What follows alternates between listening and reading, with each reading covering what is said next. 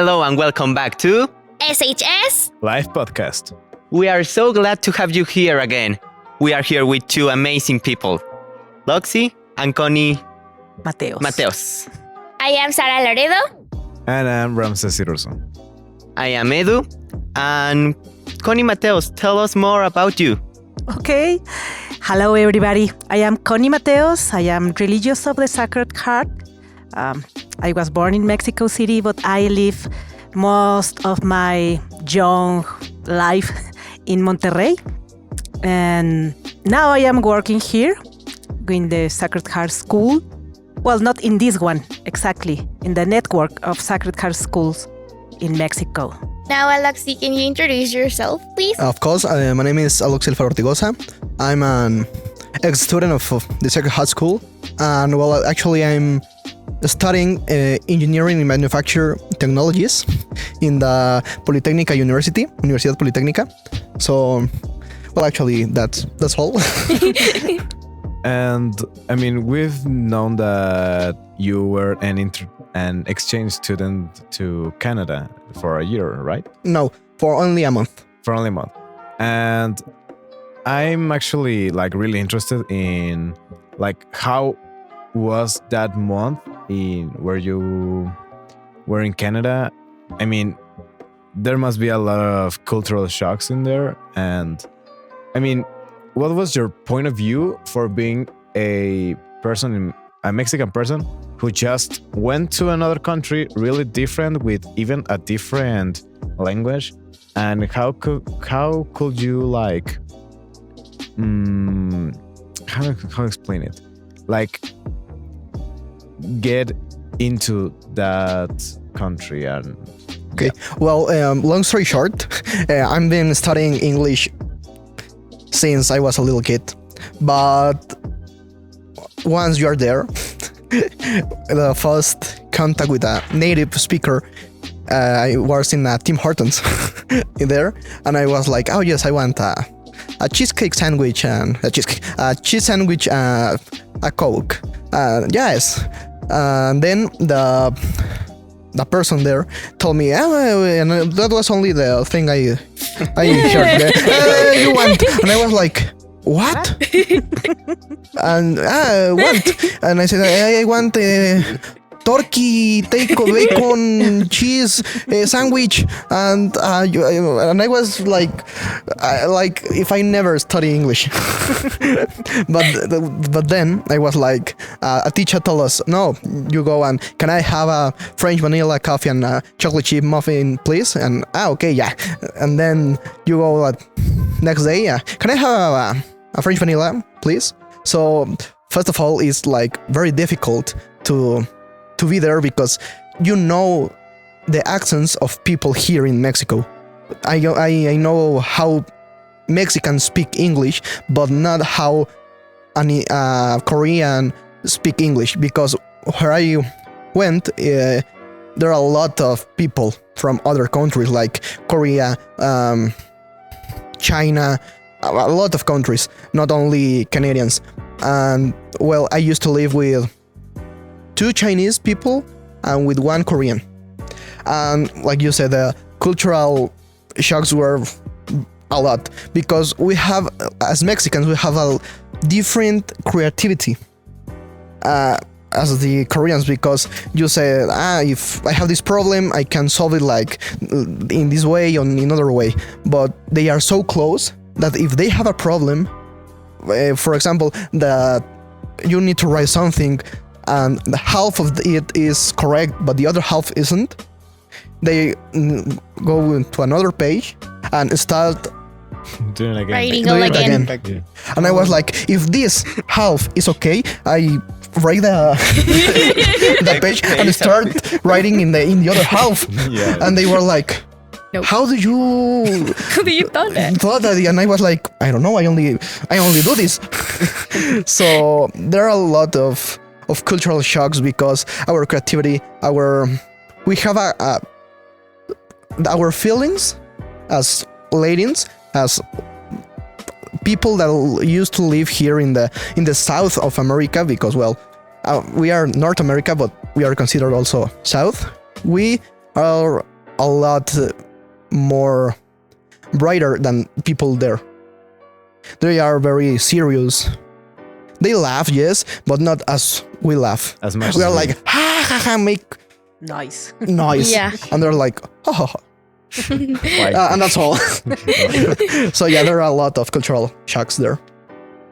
I've been talking to a lot of people, Native American, and even people from other countries that talk in English, and they have a really good accent.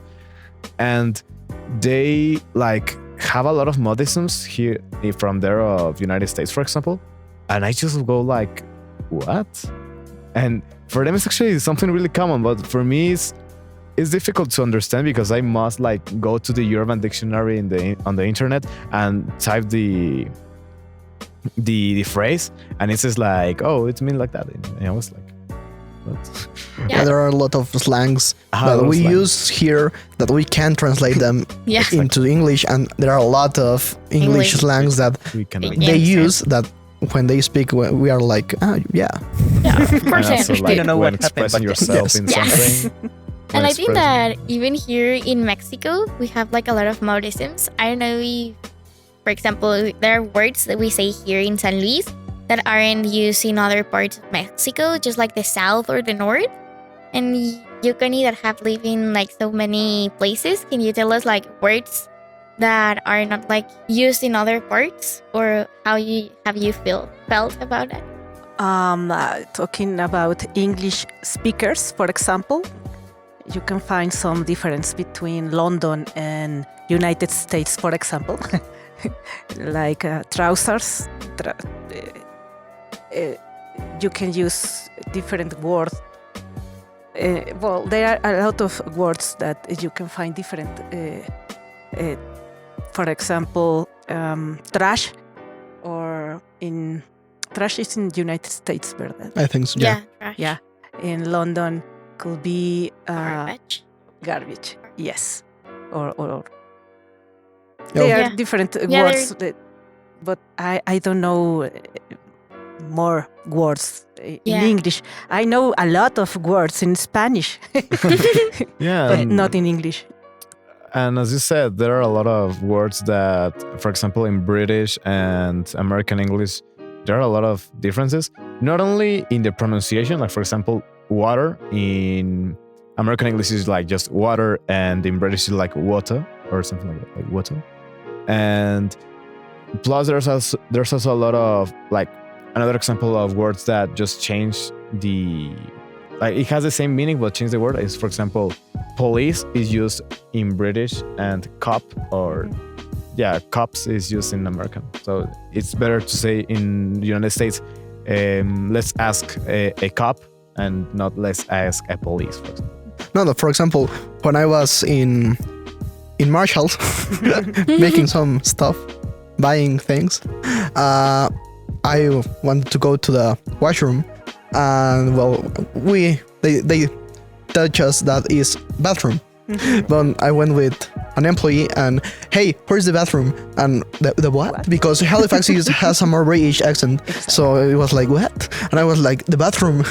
And they were like, the bathroom? And I was, yeah, the bathroom. Where you go?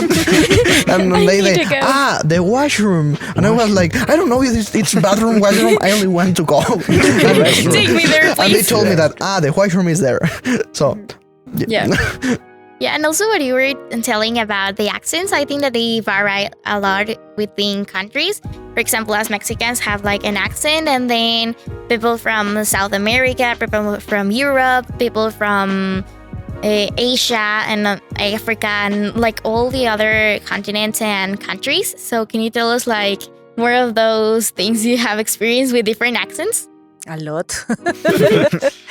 English in Uganda or in Kenya is more, I think more, I don't know the word, but maybe more hard, more Strong. strong. Yeah, strong. Thank you. More strong. And they used to cut each word like less sound, less music, Yeah. less. Fluid. Yeah, like It's like They make cut. cuts. talking like this, for example. And it's more like British English because they are colony from England. But in India, for example, India is very complicated English or Australian accent. Australian for me is a more difficult English to understand. Yeah. Because the pronunciation is very different than the others English speakers. But Indian have like an N. Yes. some kind of pronunciation with N. I don't know how to explain because my pronunciation is not like Indian, but it's also very particular English. And Korean and Chinese is a beautiful English for me. I like it. I also have a very good friend from Korea, and I like it. But it's true. You need to hear a lot this accent. To if you want to understand, you need to hear and hear and hear, and suddenly you will understand. I think that's like a really important ability to have because English is like the universal language, so you can communicate with almost anyone. So I think it's really important to know the English and to practice like to listen different accents. So when you're traveling or when you're talking with people from other parts of the world, you can understand them.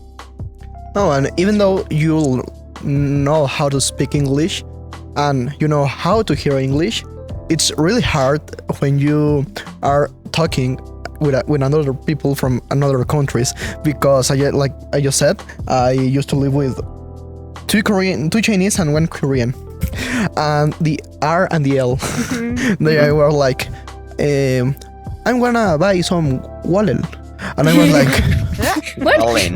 And or the other the R with the L, and I want water, and I was like no, please. Yeah, so sometimes these types of pronunciation, these types of accents are like very difficult to catch, and the same with Indian pronunciation.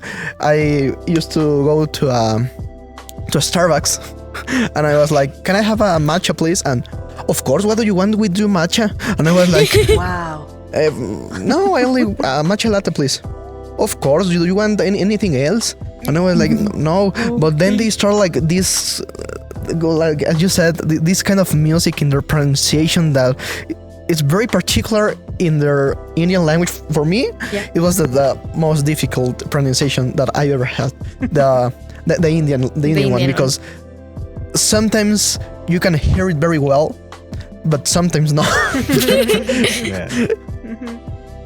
Yes, here you are like, I'm very prepared to go to United States Yes, and of work course. there and live there. It's so easy. I make all my Cambridge exams. Yes. I can I'm go prepared wherever for this. Yeah. they speak English, and When you are and when there, you're there, was you're like, oh. yes, you're like, I'm prepared, of course. And when you're there, you're no, I'm not prepared. Yeah, and I mean, I don't know if you actually know that, but in New York, at least, there's no actual like native language. I mean, New York is so vast in people that English isn't the main language anymore.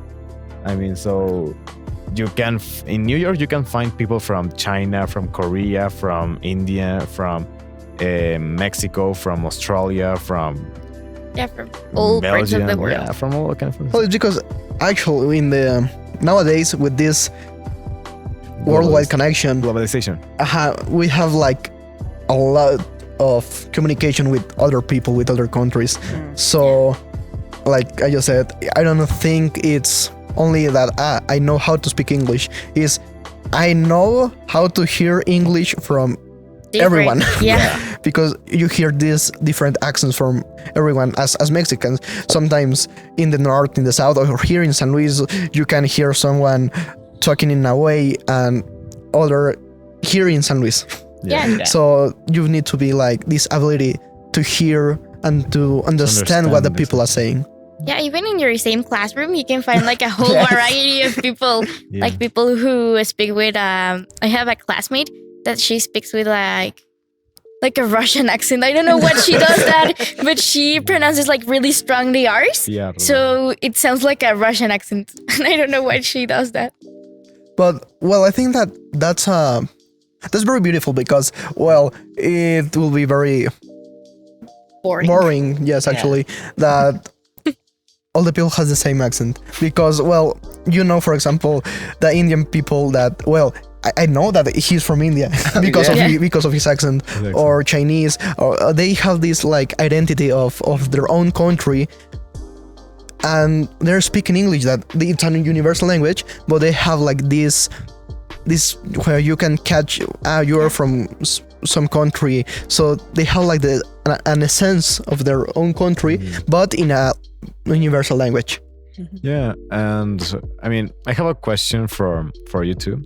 And it's about, well, you've been into a lot of countries and you're only from Canada, right? Yes. And I want to know, what do people from those countries like say about Mexico, about the people from there, the gastronomy, the culture of the country? In fact, I mean, I always had like a really... The curiosity. About how those people from other countries like think about my country, and even if it's something good or bad, I mean, it doesn't matter. I mean, it's always an opinion, and in this podcast was made for like share opinions and try to like create a kind of like way of thinking by using different sources and not just having like one definite like way of thinking.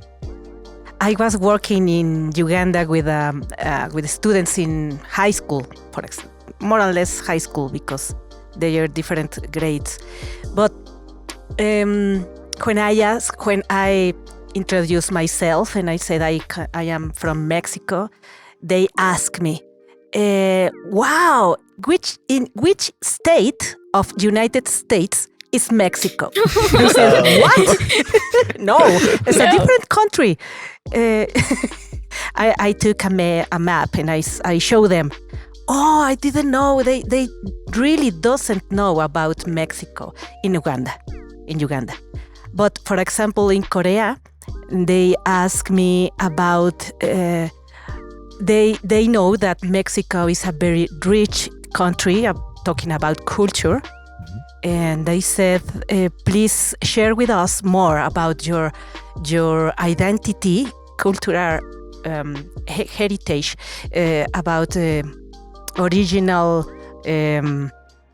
indigenous, for example. And they think that Mexico is a very big country, and it is true because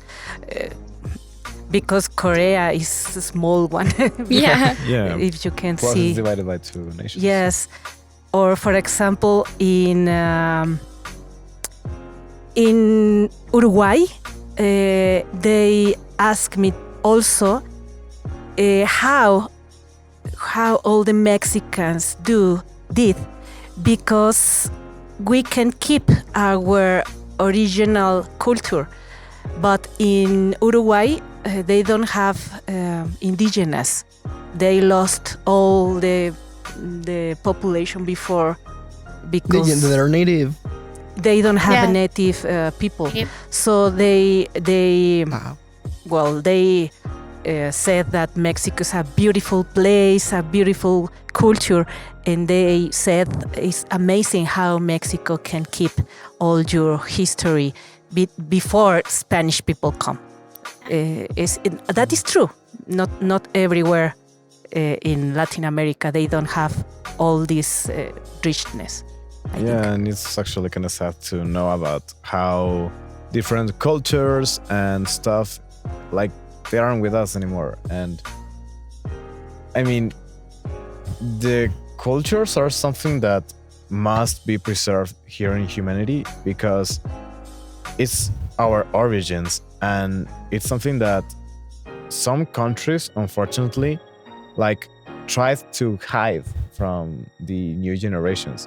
And it's something that Mexico is like something that we must thank to our country, that we have a lot of richness in all that kind of indigenous people in languages. Mhm. And I mean, we still have a lot of different native languages, like not only the common like Nahuatl or stuff like that, but we have a lot. I mean, we have easily more than 100 different languages with their own grammar, their own vocabulary, and all kind of stuff that are preserved nowadays. And a lot of foundations like try to keep from people who just want to modernize those places and just expel people who are from those places.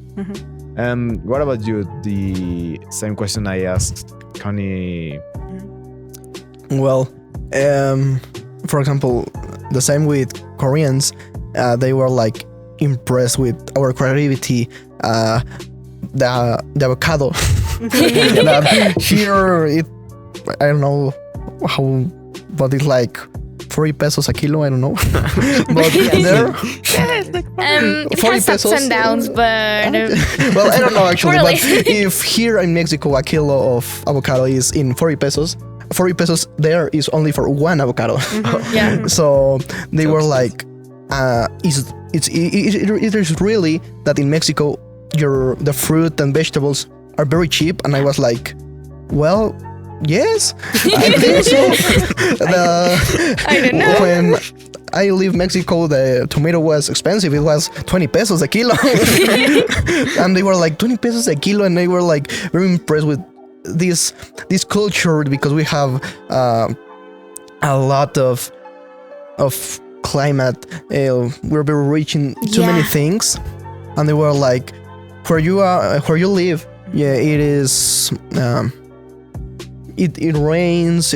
They were like very interested in this kind of things in the weather, because they were like in Korea they don't have like these multi places where we have the I don't remember Where? We have deserts. We have we have a lot of ecosystems. a lot of ecosystems. That was the word, because there is, yes, you have some of them, but we in Mexico we have almost all of them. Here it grows chocolate, the cacao, but it also grapes and cactuses. So they were like very impressed with these things of the weather, and the proper Canadians told me that you are, as Mexicans, you're very happy. You're supposed to be sad, but you're happy. And I was like, well, I'm sad, but of course I want to go to a party. So they're like with these cultural shocks and the interest of other countries and how they see us, it's very different. Well, for me, they don't ask me if we were in donkeys, no, but they were very interested in these kind of things of our identity as Mexicans, that we are very happy. Happy people. Always. I think that we're so lucky to have like this variety of ecosystems, of plants, of animals. We even have like indigenous animals who only can be here in Mexico, like the ajolote. So we have like a huge variety of ecosystems, of weathers, of food. Like our traditional food is like so various. For example, we have here in San Luis, we can have like enchiladas and asado de boda, and here we have like a lot of variety talking into food. Then there are like a lot of different types that we can enjoy, and also what foreigners think about Mexicans. I think that it's like this creativity that you have been saying, and this happiness, and also they may think that we are like so bad, and we're bad, but we can live happily, right? I have my my 50 pesos bill in a frame because it has the ajolote. Yeah. Yes. And well, also the teporingo. The teporingo is an animal that only lives in the volcanoes of Puebla, and it lives there. So, and it's like kind of a rabbit, but only from there, from Puebla. Yeah, from and yeah, we have a lot of. I was saying that the staple food of Halifax was French fries with gravy and yellow cheese, and that's all. There are French fries, gravy, and yellow cheese, and you have this our food that we eat here in Halifax, and I was like, you eat this? Is this really your statal like food? Yes, and I was like, really? we have enchiladas, we have sopes, quesadillas, we have a lot of food. For example, the Koreans, the Asiatic people, it was like my noodles. They were in love with noodles. And I was like, no, a sopecito. Or the food in some other countries, I think, is very plain. Yeah. The taste sometimes is like, I don't know, it's not really good sometimes. Without taste. Yeah. Taste. And you need like this, the sauce, the cream, the grease of our Mexican foods. The onion, the spicy. Yeah, I think that it like our Mexican food is like so varies. But I have seen like someone who is like not from Mexico. They made a comparison and they asked like, oh, can you tell me what a flauta is?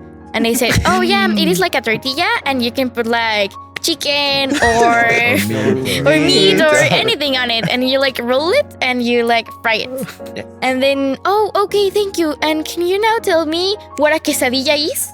It's a tortilla and you can put chicken or meat. And you fry it. And then it was like, oh, okay. Now can you tell me what is like chilaquiles? It is tortilla fried with chicken. And salsa. Yeah, and salsa. But it's not the same. But it's not the same. No, so people were like really confused and we're like, what's the difference between that? But it's like really different. Yeah, for example, in the house that I used to live, they told me, well, what do you eat there? And well, like, I'm gonna prepare them some chilaquiles. Oh. First of all, it's very expensive to buy the chilaquiles store there because the tomatillo, it's expensive. And the fried tortilla is not, but the tomatillo is expensive and and all this. But well, I made the chilaquiles and they were like, you ate this? Because well, for us it's delicious. But then look at it and it was like the mixture of all of these. They were like, what is this? I was like, chilaquiles with your fried egg, your huevito. Oof. And they were very like kind of disgusted about this dish because it was only a mixture of salsa, tortillas, and all of that. And I was like, you need to try it. It is top. The best. Yeah. Yes, and this is the magic of this all multicultural stuff. You can travel to every part of the world and your culture travel with you, your identity. So even with your ancestry, with the gastronomy of your culture, you can share with the other people of the world, and the other people can share a lot to you. Yeah. Yes, and you learn a lot. Yeah, I think that's something really cool about globalization, that we can share with a lot of people with different cultures.